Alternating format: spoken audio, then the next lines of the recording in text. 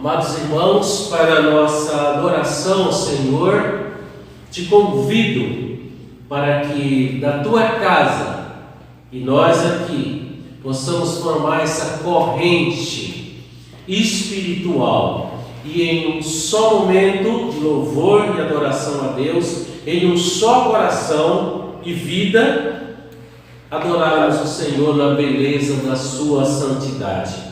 Te convido a abrir a palavra do Senhor no Salmo de número 95, salmo muito conhecido, que diz assim, irmãos: vinde, cantemos ao Senhor com júbilo, celebremos o rochedo da nossa salvação, saiamos ao seu encontro com ações de graças, vitoriemo-lo com salmos, porque o Senhor é o Deus supremo e o grande Rei acima de todos os deuses.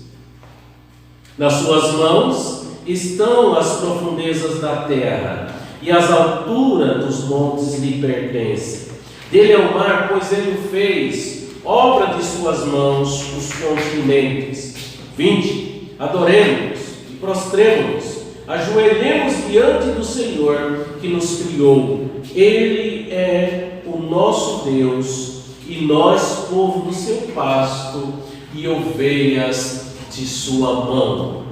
Pai querido, Pai amado, Deus de graça, soberano Senhor, queremos entrar, Senhor, na tua presença santa com gratidão, com adoração e louvor, porque tu és o nosso Deus, tu és o Deus soberano sobre todas as coisas e sobre todos.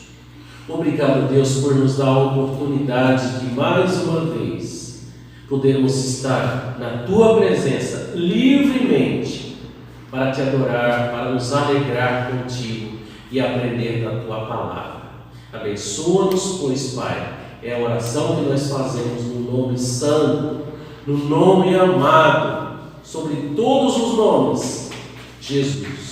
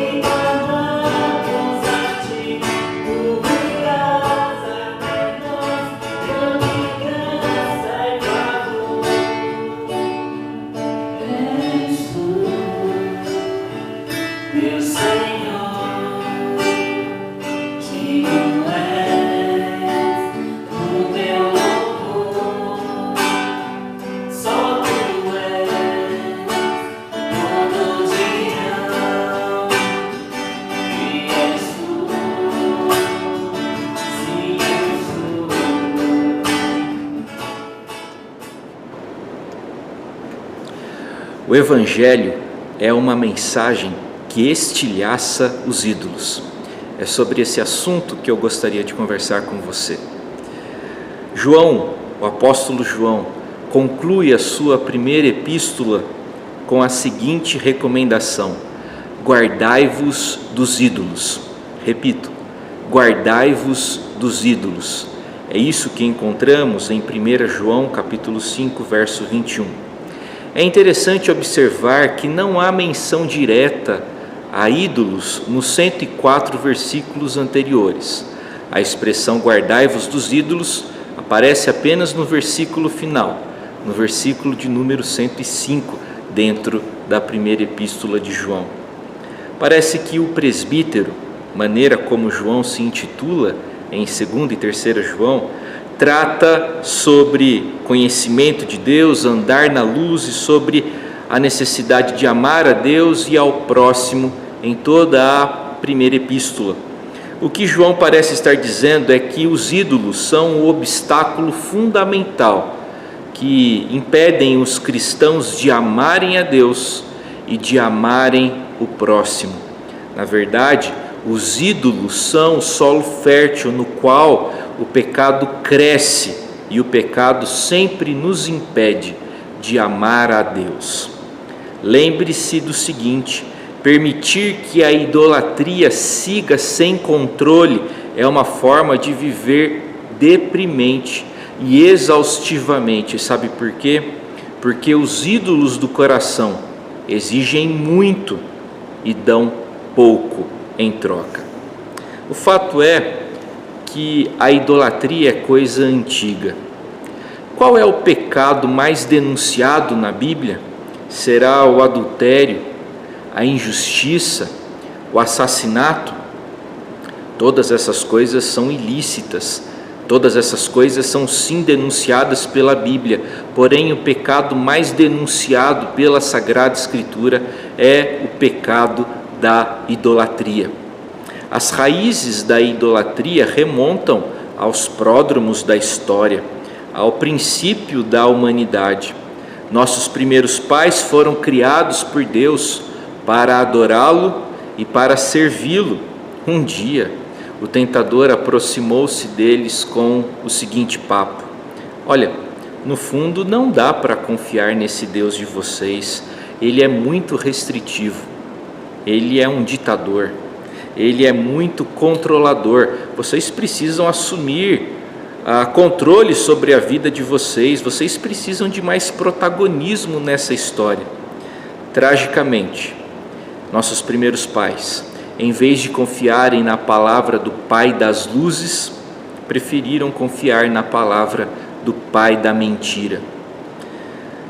A expressão mais clara do desejo de Deus para as nossas vidas encontra-se no Decálogo, encontra-se nos 10 mandamentos. Dos 10 mandamentos, 3 tratam sobre idolatria. O primeiro mandamento encontra-se lá em Êxodo 23, que diz: não terás outros deuses diante de mim. O primeiro mandamento afirma que Deus exige a adoração exclusiva, porque Ele é o Senhor da terra, o que contrariava a visão predominante no Antigo Oriente Próximo, de que as divindades só serviam a regiões particulares. O segundo mandamento encontra-se em Êxodo capítulo 20, verso 4, que diz: não farás para ti imagem de escultura. O segundo mandamento é uma advertência clara contra criar e contra adorar algum Deus com D minúsculo, da forma como desejaríamos que ele fosse no lugar do verdadeiro Deus. O último dos 10 mandamentos, o 10º mandamento, afirma: não cobiçarás. O Novo Testamento claramente associa a cobiça à idolatria. A verdade é que as coisas que colocamos no lugar de Deus capturam nosso coração, capturam nossa imaginação, capturam nosso coração, nossos sentimentos, e acabamos nos tornando servos, escravos de nossos objetos de adoração. Nosso objeto de adoração será sempre a principal influência em nossos pensamentos, em nossas emoções, em nossas ações e, é claro, em nossa vida. É por isso que não podemos ser servos de Deus e também dos ídolos. Ou você serve a Deus, ou você serve aos ídolos. Na idolatria, voluntariamente trocamos aquilo que nosso coração deveria amar por um substituto que será sempre desprezível. Como nosso objeto de oração é sempre aquilo que captura nosso coração e nossa mente, inevitavelmente nos tornamos amantes daquilo que nós adoramos. Escrevendo aos Romanos, no capítulo 1, no verso 25, Paulo, apóstolo, afirmou que a idolatria consiste em adorarmos coisas criadas em vez do Criador. Em nossa idolatria, nós inflamos alguma coisa que não é Deus, na intenção de que essa coisa opere como substituto de Deus. A idolatria, portanto, consiste em perverter e inverter o propósito de Deus na criação. Onde deveríamos ser administradores fiéis, nos tornamos gerentes injustos. Onde deveríamos ser mestres, nos tornamos escravos, porque somos dominados por aquilo que adoramos. Quando deixamos de adorar a Deus, não interrompemos a adoração, apenas a pervertermos, apenas a prejudicamos, passamos a adorar outras coisas. Todo mundo é um adorador, pelo simples fato de que fomos criados por Deus para adorar e não conseguimos evitar de fazer isso, não conseguimos interromper a adoração em nossa vida. Apenas podemos, como já afirmamos anteriormente, adorar outras coisas, em vez do único e verdadeiro Deus que merece toda a nossa adoração. O grande pregador Martin Lloyd-Jones afirmou certa vez o seguinte: preste atenção nessa afirmação que vai aparecer para você aí na telinha. Um ídolo é qualquer coisa em minha vida que ocupe o lugar que apenas Deus deveria ocupar. Um ídolo é qualquer coisa que detenha tal posição controladora em minha vida que me mova, me excite e me atrai a tal ponto que eu não me importe em lhe dar meu tempo, minha atenção, minha energia e meu dinheiro.